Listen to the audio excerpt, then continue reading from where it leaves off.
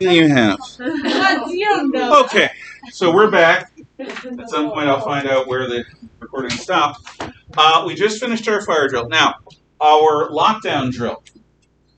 To the extent we can, we're supposed to act like nobody is here. So we congregate in that corner in the dark and make no noise. However, if there is an aggressor that comes onto this campus, I will want students to help me put tables in front of the windows, put tables in front of the doors, and for my part, I will,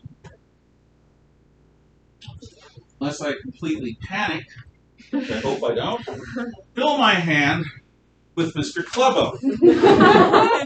Mr. Clubbo is a mag light made of gunmetal. Now, this is because the school has elected not to allow me to be armed. I am armed everywhere except here. But in their infinite wisdom, they decided best not to have teachers who are armed on campus. So, if an aggressor comes, I will hope to meet their force with force. If any of you wish to join me at that point, I'll help you find something to use. If you don't, that's fine too. It's a question of how you feel at the moment. I've been in a few life or death situations. I can tell you each and every one is different, and you never know how you're going to react until you're faced with one. God forbid we are faced with one. Hopefully we won't be. But any questions about that?